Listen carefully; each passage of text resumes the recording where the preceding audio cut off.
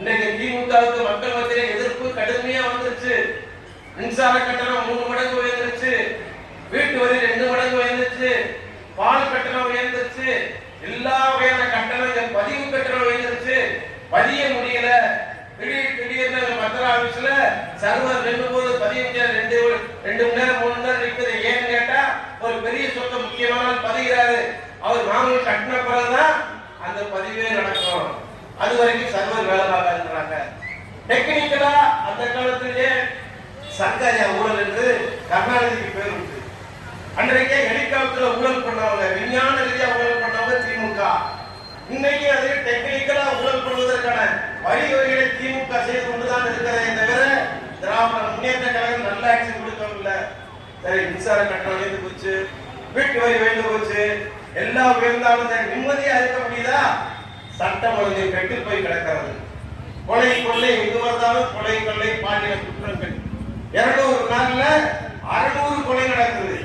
இன்றைக்கே பார்த்திருப்பீங்க, சிவகங்கை மாவட்டத்தில் ஒரே நாள்ல 3 கொலை. இதெல்லாம் ஏன் நடக்குது? அது மக்கள் அவங்களா பண்றாங்களா? கூலிப்படைகளா? இங்க இருக்கிற திமுக அரசு குற்றவாளிகளை காப்பாற்றுகிறது.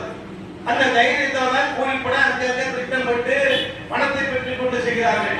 30 நாள்ல ஜாமீன்ல வந்துடலாம், 60 நாள்ல ஜாமீன்ல வந்துடலாம். இந்த நோக்கத்தோடு தான் குற்றவாளிகள் அத்தனை பேரும் தவறு செய்திருக்காங்க. அதுக்கு திமுக அரசு உடந்தையா இருக்கு. இங்க இருக்கிற காவல்துறை கட்டுப்படுத்தப்பட்டிருக்கிறது, சுதந்திரமா இல்ல. உங்களுக்கெல்லாம் தெரியும், சின்னவேலியில ஜெயக்குமார் மாவட்ட அரசியல்வாதி, மாவட்ட தலைவர், அவர் கூட்டணி கட்சியுடைய தலைவர் கொலை செய்யப்பட்டாரு. எவ்வளவு நாள் ஆச்சு? 6 மாசம் ஆச்சு. இன்னும் யாரும் கண்டுபிடிக்கல, அடையாளம் காண முடியவில்லை. சென்னையில் இருக்கிற ஆம்ஸ்டாங்க்கு தொடர்ந்து 30 பேரை கைது பண்ணீங்க. ஆனா அவர் என்ன காரணத்துக்காக கொலை செய்யப்பட்டார், யாரால் தூண்டி விடப்பட்டார், இன்னமும் கண்டுபிடிக்க முடியல. இங்கே நம்ம மந்திரி வீட்டுக்கு முன்னாடி மதுரையில் நாம் தமிழர் கட்சி தலைவர் நடு ரோட்ல வெட்டி கொலை செய்யப்பட்டார். அந்த இவ்வளவு மோசமா மந்திரி வீட்டுக்கு முன்னாடி கொலை செய்யற அளவுக்கு கொலையாளருக்கு துணிச்சல் வருதுன்னா திமுக கொடுக்கிற சுதந்திரம் தானே? நம்ம அண்ணன் தாராகிருஷ்ணன் விடுதலை பண்ணாங்க. விடுதலை பண்ணும்போது திமுக என்ன சொல்லுச்சு? குற்றவாளியை கண்டுபிடிச்சு. தாராகிருஷ்ணனை கொண்டவர் யாரும் இல்லை, கண்டுபிடிக்கல. கைது செய்யப்பட்டவர்கள் அத்தனை விடுதலை செய்யப்பட்டு விட்டார்கள், யாரும் கண்டுபிடிக்க முடியல.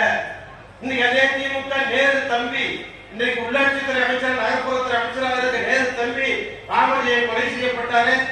திமுக ஆட்சி முதல்ல கண்டுபிடிப்போம் சொன்னீங்களே, இதுவரைக்கும் கண்டுபிடிக்கல. கொலை கொள்ளை குற்றத்துக்கு ஆளானவர்களை சுதந்திரமா நடமாட விடுது நீங்க. இன்னைக்கு சென்னையில 2 பேர் என்கவுண்டர் போட்ட உடனே நிர்வாகம் சரியாயிடுமா?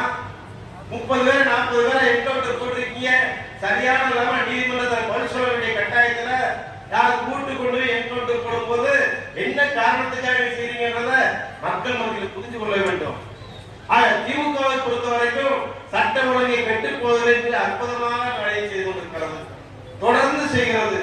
இன்றைக்கு இருக்கிற அரசு, ஸ்டாலின் அரசு 22 நாங்கள் விளையாடுகிறோம் குறை சொன்னேன், 30 விழா எடுத்தாங்க.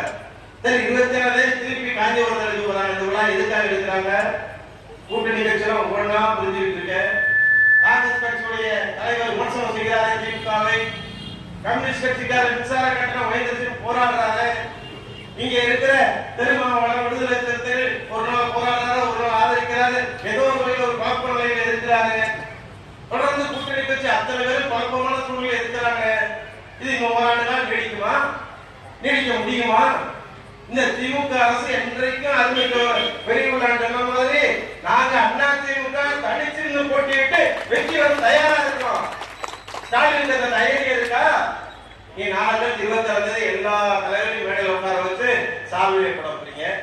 இப்படி எத்தனை நாள் சால்வையை போட்டுக்கிட்டு ஐசர் வச்சுக்கிட்டு கூட்டணி கட்சி இருக்க முடியும்? அந்த கட்சிகள் மக்கள் பாராமரம் கூட தொடர்ந்து இருக்க முடியுமா? மக்கள் உங்களை அடையாளம் காண மாட்டாங்களா? திமுக இருக்கிறவங்க வெறும் பேச்சாளர்கள் விட்டு சொல்றாங்க. என்ன பேசி என்ன நடக்க போகுது? இன்னைக்கு ஸ்டாலினை பொறுத்த வரைக்கும் அவருடைய உதயநிதியை முதலமைச்சருக்கு தான் சப்ஜெக்டா. மக்கள் கிட்ட எத்தனை திட்டம் இருக்கு? மதுரைக்கு ஏதாவது ஒரு திட்டம் கொண்டு வந்திருக்கீங்களா? கொண்டு வந்தீங்க. யாரு போய் படிச்சிருக்கீங்க? அங்க இருக்கிற ரேலிப்படியில ஏறி இறங்குற வேலையை மட்டும்தான் பள்ளிக்கூடத்து மாணவிகள் பார்த்துட்டு இருக்காங்க. 150 கோடி ரூபாய்க்கு கொடுத்தாங்க நூலகத்தை எல்லா ஊருக்கும் கொடுத்திருக்கலாமே. அங்க போய் பேப்பராவது படுவதற்கு செஞ்சிருக்கலாமே. அந்த நூலை கட்டி முடிச்சு ஓட்ட முடிச்சு இப்ப நேற்று வந்து வேலு பொதுப்பணித்துறைக்கு இன்னும் 12 கோடி ரூபாய் கொடுக்குறாங்க சீர் வைப்பதற்கு. கருணாநிதி பேராளர் வேற என்ன திட்டம் பண்ணாதீங்க. இங்க நத்தம் போல 7,500 மீட்டர் 7,500 கிலோமீட்டருக்கு பறக்கும் போல கொண்டு வந்தோமே, நீங்க கொண்டு வந்தீங்களா?